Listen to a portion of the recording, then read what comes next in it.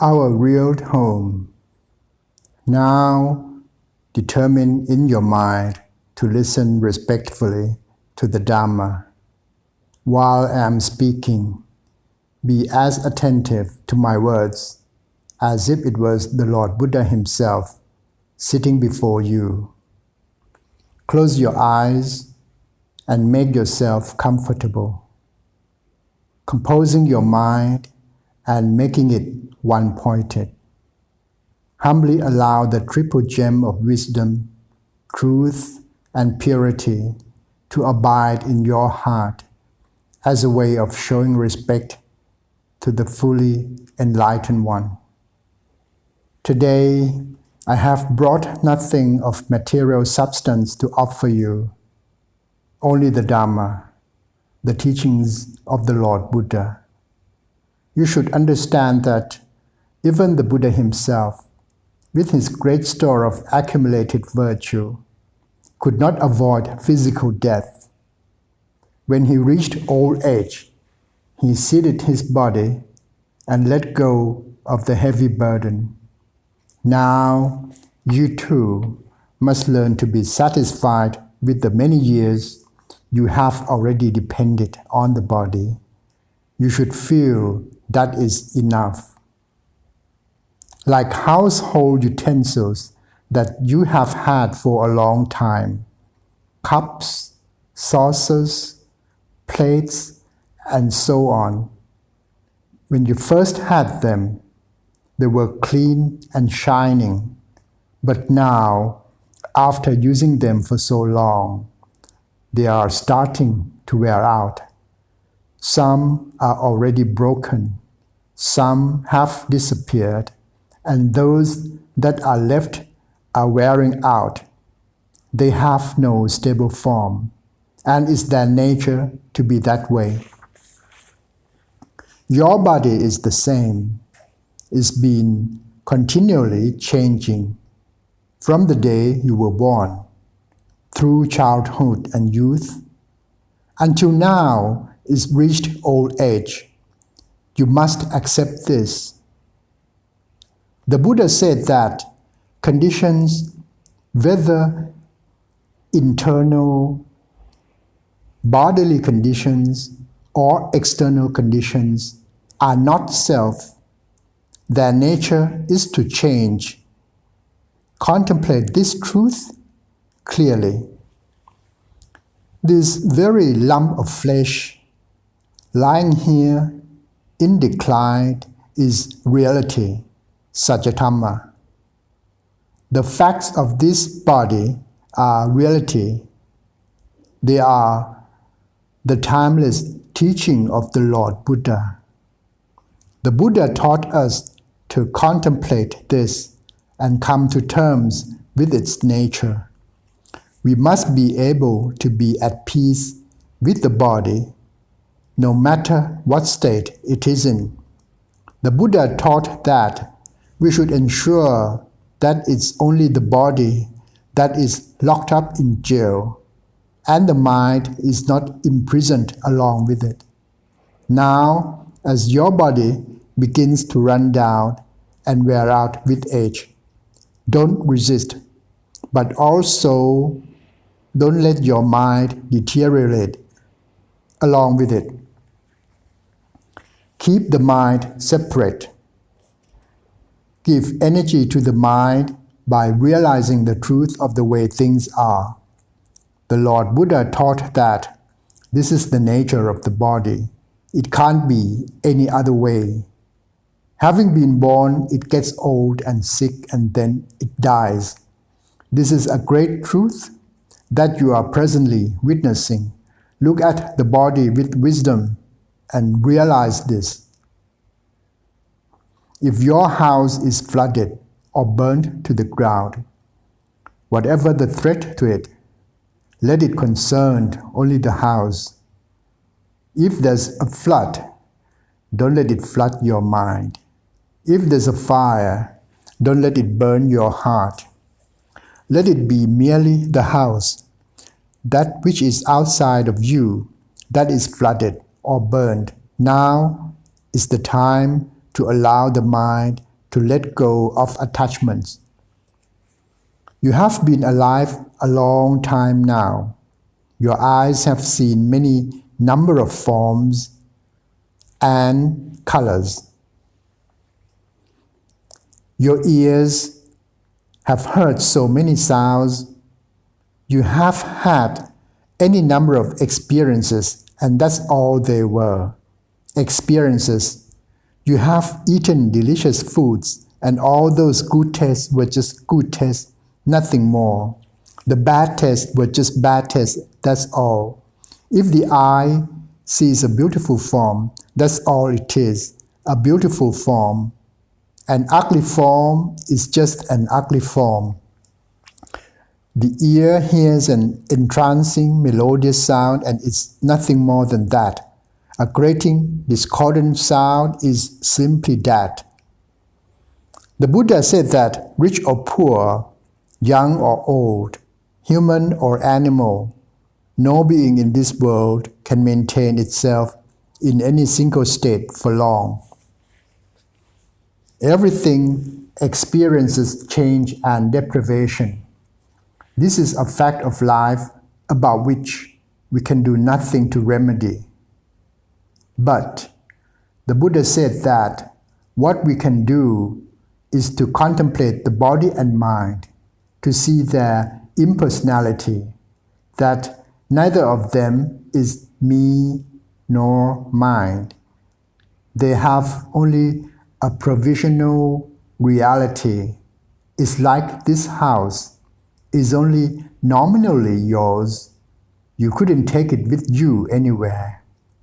The same applies to your wealth, your possessions, and your family. They are yours only in name. They don't really belong to you. They belong to nature. Now, this truth doesn't apply to you alone. Everyone is in the same boat, even the Lord Buddha and his enlightened disciples. They differ from us only in one respect, and that was their acceptance of the way things are. They saw that it could be no other way. So the Buddha taught us to probe and examine the body, from the soles of the feet up to the crown of the head and then back down to the feet again. Just take a look at the body. What sort of things do you see? Is there anything intrinsically clean there? Can you find any abiding essence? This whole body is steadily degenerating. The Buddha taught us to see that it doesn't belong to us. It's natural for the body to be this way because all conditioned phenomena are subject to change. How else would you have it? In fact, there is nothing wrong with the way the body is. It's not the body that causes suffering. It's wrong thinking. When you see things in the wrong way, there is bound to be confusion. It's like the water of a river. It naturally flows downhill. It never flows uphill.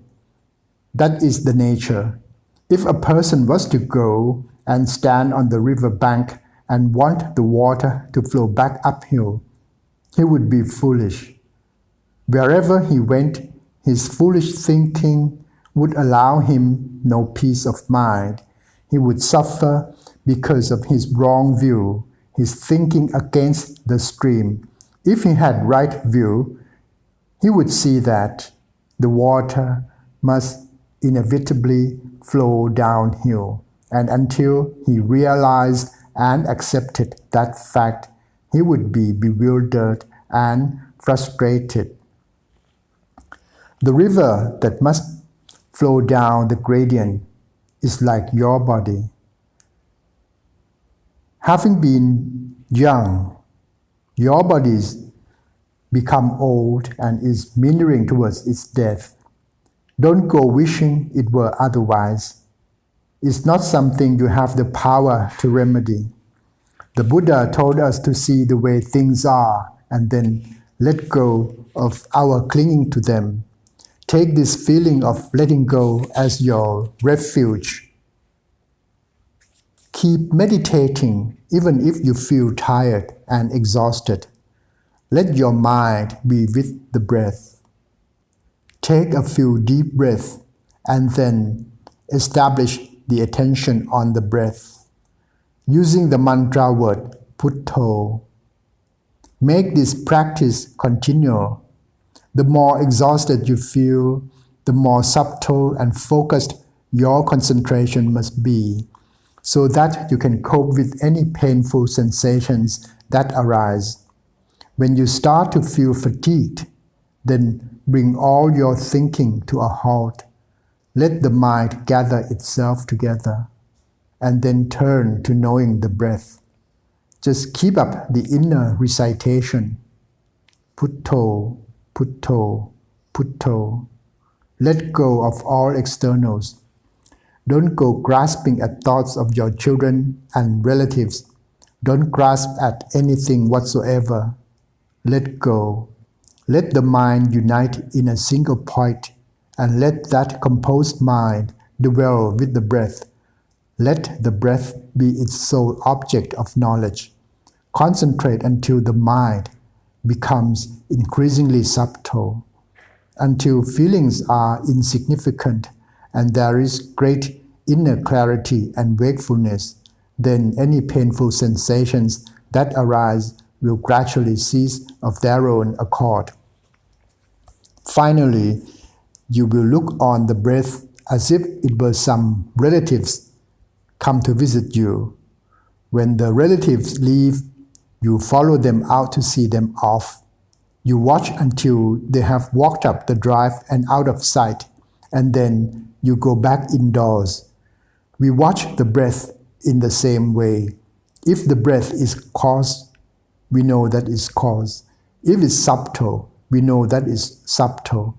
As it becomes increasingly fine, we keep following it, at the same time, awakening the mind. Eventually, the breath disappears, and all that remains is the feeling of alertness. This is called meeting the Buddha. We have that clear, wakeful awareness called Putto, the one who knows, the awakened one, the radiant one. This is meeting and dwelling with the Buddha, with knowledge and clarity. It was only the historical Buddha who passed away. The true Buddha, the Buddha that is clear, radiant knowing, can still be experienced and attained today. And if we do attain it, the heart is one. So let go, put everything down, everything except the knowing. Don't be fooled if visions or sounds arise in your mind during meditation. Lay them all down. Don't take hold of anything at all. Just stay with this unified awareness. Don't worry about the past or the future. Just be still, and you will reach the place where there is no advancing, no retreating, and no stopping, where there's nothing to grasp at or cling to. Why? Because there is no self, no me or mind. It's all gone. The Buddha taught to empty yourself of everything in this way, not to carry anything around. He taught us to know, and having known, let go. Realizing the Dhamma, the path to freedom from the round of birth and death, is a task that we all have to do alone. So keep trying to let go and understand the teachings. Put effort into your contemplation. Don't worry about your family. At the moment, they are as they are. In the future, they will be like you. There's no one in the world who can escape this fate. The Buddha taught to lay down those things that lack a real abiding essence. If you lay everything down, you will see the real truth. If you don't, you won't. That's the way it is.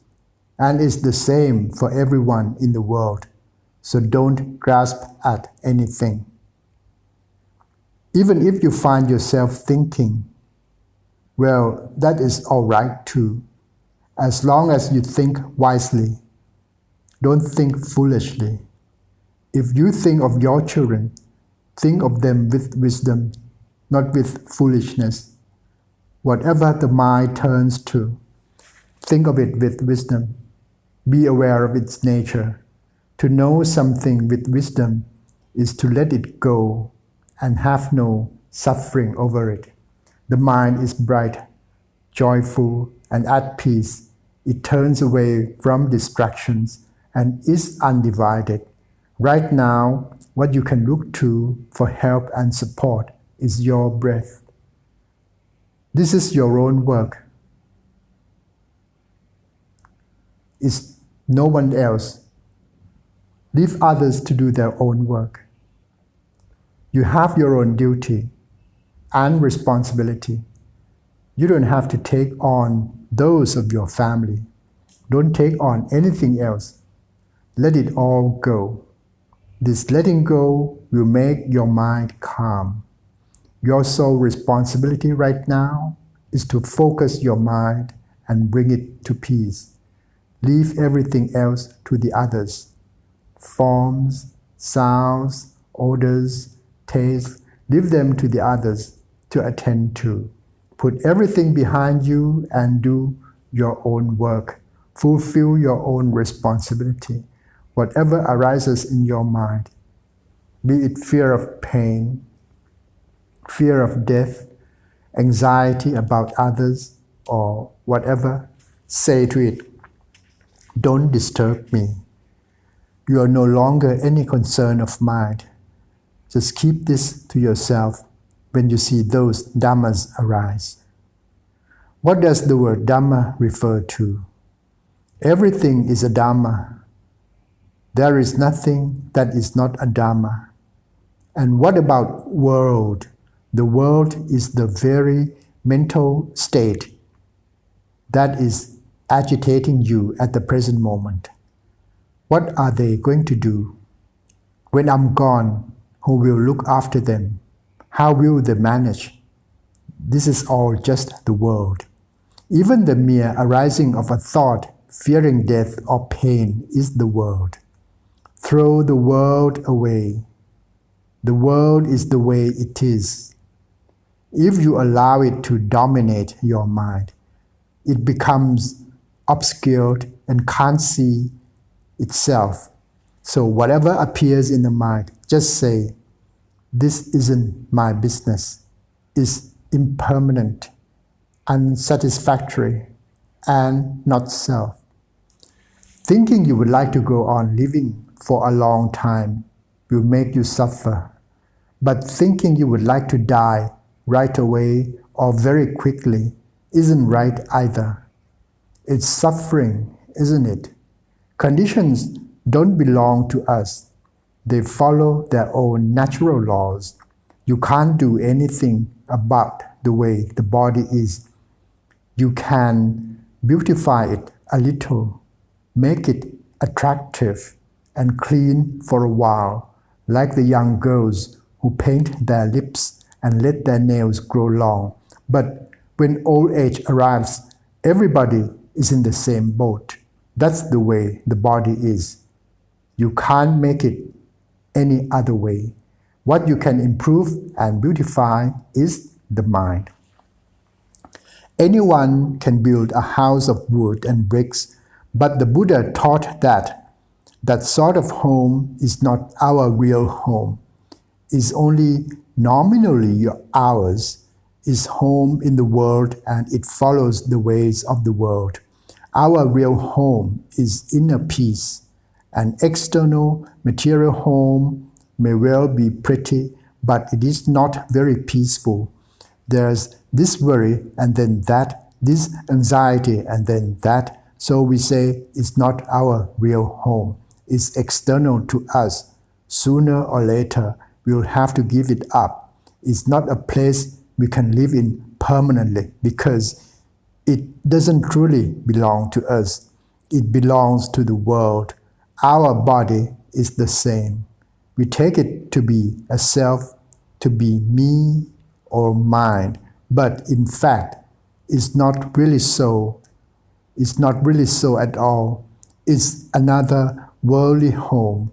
Your body has followed its natural course from birth, and now that is old and sick. You can't forbid it from being that. That's the way it is. Wanting it to be any different would be as foolish as wanting a duck to be a chicken. When you see that that is impossible, that a duck must be a duck, and a chicken must be a chicken, and that the bodies have to get old and die, you will find courage and energy. However much you want the body to go on lasting, it won't do that. The Buddha said, Anicca vata sankhara, impermanent are all conditions. Upatha vaya tamino, subject to rise and fall. Upachittava nirucchanti, having arisen, they cease.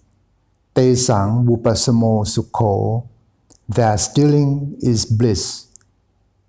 The word sankhara refers to this body and mind. Sankhara are impermanent and unstable. Having come into being, they disappear. Having arisen, they pass away. And yet, everyone wants them to be permanent. This is foolishness. Look at the breath. Once it's gone in, it goes out. That's its nature. That's how it has to be. The inhalations and exhalations have to alternate. There must be change. Conditions exist through change. You can't prevent it. Just think. Could you exhale without inhaling? Would it feel good? Or could you just inhale? We want things to be permanent, but they can't be. It's impossible. Once the breath has come in, it must go out. When it's gone out, it comes back in again, and that's natural, isn't it? Having been born, we get old and then die, and that's totally natural and normal. It's because conditions have done their job, because the in-breath and out-breath have alternated in this way, that the human race is still here today. As soon as we are born, we are dead. Our birth and our death are just one thing. It's like a tree. When there is a root, there must be branches. When there are branches, there must be a root. You can't have one without the other. It's a little funny to see how at death, people are so grief-stricken and distracted, and at birth, how happy and delighted. It's delusion. Nobody has ever looked at this clearly. I think if you really want to cry, it would be better to do so when someone is born. Birth is death, death is birth. The branch is the root is the branch. If you must cry, cry at the root, cry at the birth. Look closely. If there was no birth, there would be no death. Can you understand this? Don't worry about things too much. Just think, this is the way things are. This is your work, your duty. Right now, nobody can help you. There is nothing that your family and possessions can do for you. All that can help you now is clear awareness. So don't waver, let go, throw it all away. Even if you don't let go, everything is starting to leave you anyway. Can you see how all the different parts of your body are trying to slip away? Take your hair. When you were young, it was thick and black. Now it's falling out, it's leaving. Your eyes used to be good and strong, but now they are weak. Your sight is unclear. When your organs have had enough, they leave.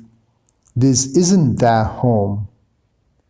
When you were a child, your teeth were healthy and firm. Now they are wobbly, or you've got false ones. Your eyes, ears, nose, tongue, everything is trying to leave because this isn't their home. You can't make a permanent home in conditions. You can only stay for a short time and then you have to go. It's like a tenant watching over his tiny little house with failing eyes. His teeth aren't so good. His eyes aren't so good. His body's not so healthy. Everything is leaving. So you don't need to worry about anything because this isn't your real home. It's only a temporary shelter. Having come into this world, you should contemplate its nature. Everything there is preparing to disappear. Look at your body. Is there anything there that's still in its original form? Is your skin as it used to be? Is your hair? They aren't the same, are they? Where has everything gone? This is nature, the way things are. When their time is up, conditions go their way. In this world, there is nothing to rely on. It's an endless round of disturbance and trouble, pleasure and pain. There is no peace. When we have no real home, we are like aimless travelers out on the road, going here and there, stopping for a while and then setting off again. Until we return to our real home, we feel uneasy, just like a villager who has left his village. Only when he gets home can he really relax and be at peace. Nowhere in the world is there any real peace to be found. The poor have no peace, and neither do the rich. Adults have no peace, and neither do the highly educated.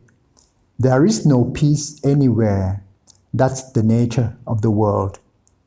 Those who have few possessions suffer, and so do those who have many. Children, adults, old and young, everyone suffers.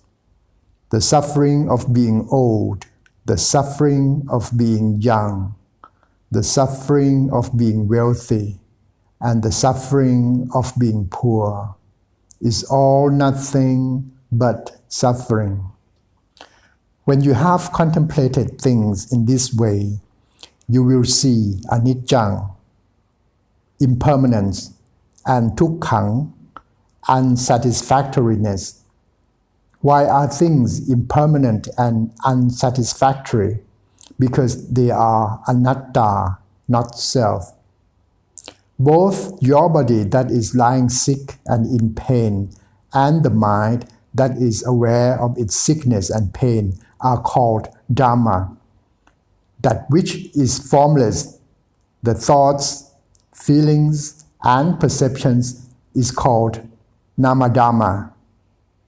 That which is racked with aches and pains is called rupadhamma.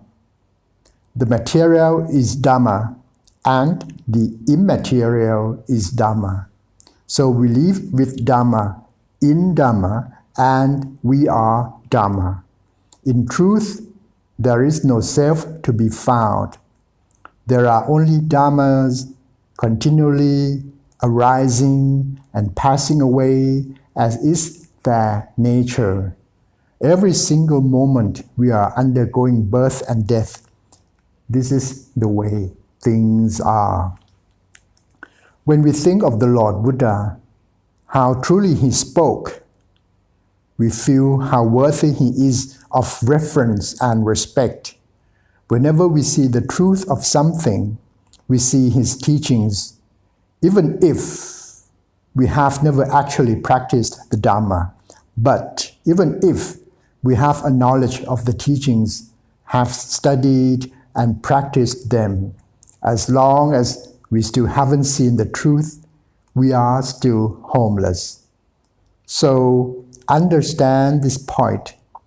All people, all creatures are preparing to leave. When beings have lived an appropriate time, they must go on. They must go on their way. Rich, poor, young, and old must all experience this change. When you realize that's the way the world is, you will feel that it's a wearisome place. When you see that there's nothing real or substantial you can rely on, you feel wearied and disenchanted. Being disenchanted doesn't mean you are averse. The mind is clear.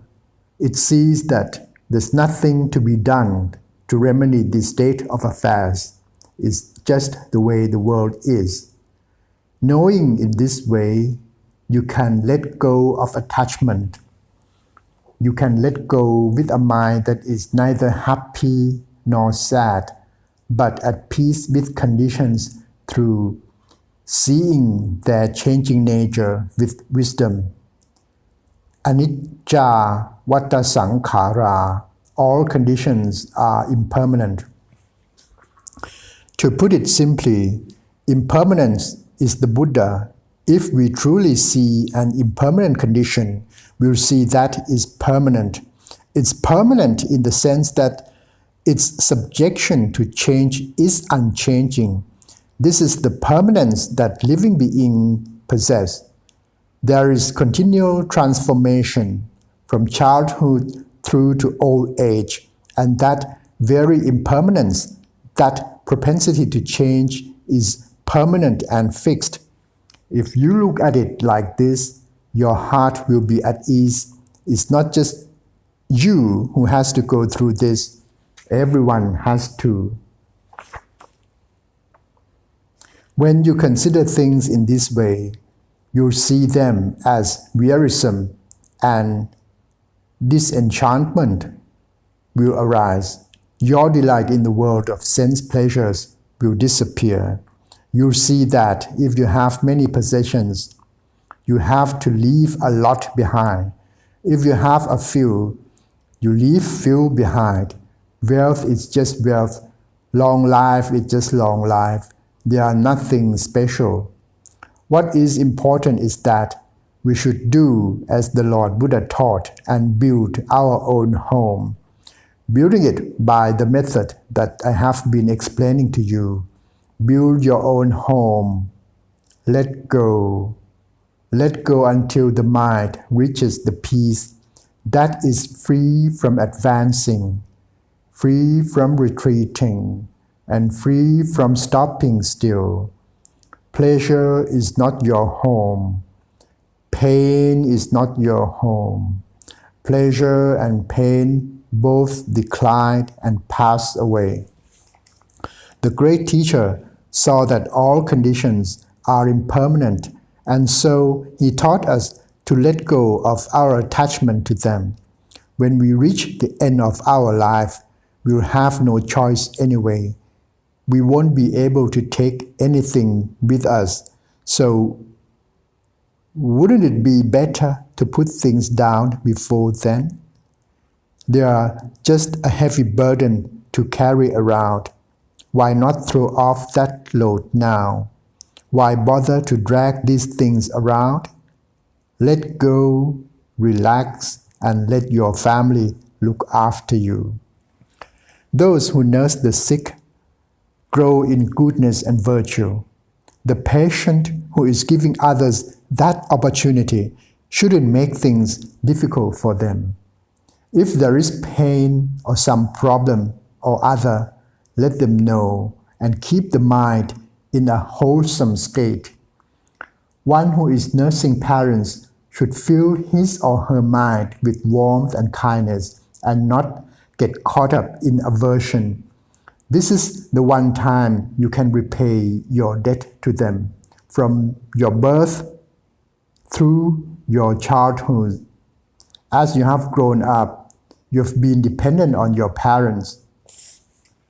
That you are here today is because your mother and father have helped you in so many ways. You owe them an incredible debt of gratitude. So today, all of you children and relatives gather together here. Observe how your mother has become your child. Before, you were her children. Now she has become yours.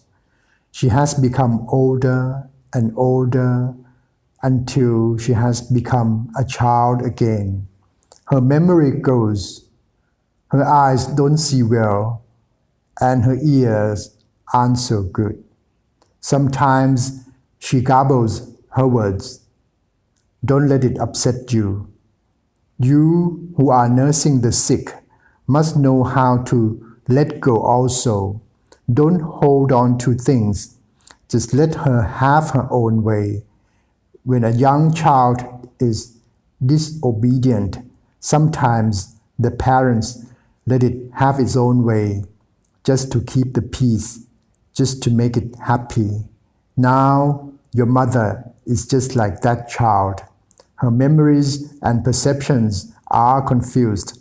Sometimes she muddles up your names or asks you to bring a cup when she wants a plate. It's normal. Don't be upset by it. Let the patient bear in mind the kindness of those who nurse and patiently endure the painful feelings.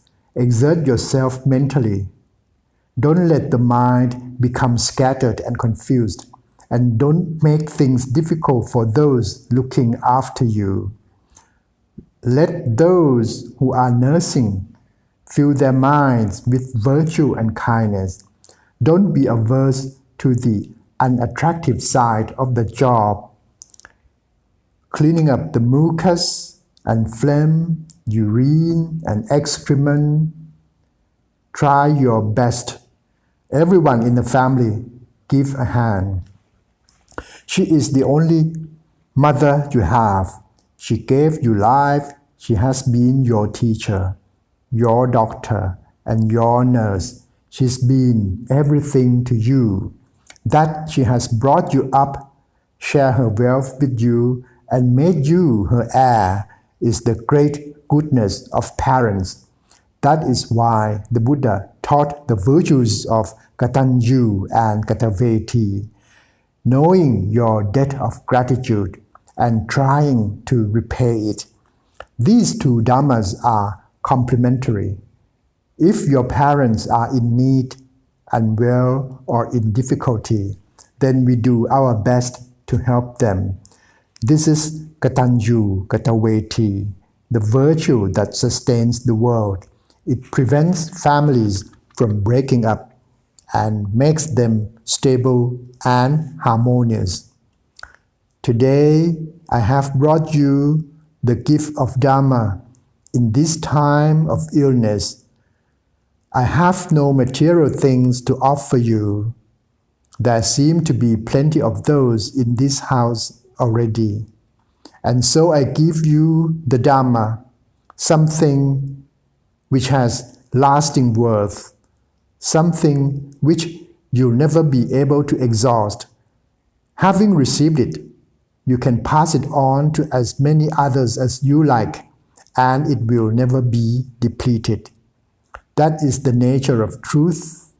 I am happy to have been able to give you this gift of Dharma and hope it will give you the strength to deal with your pain.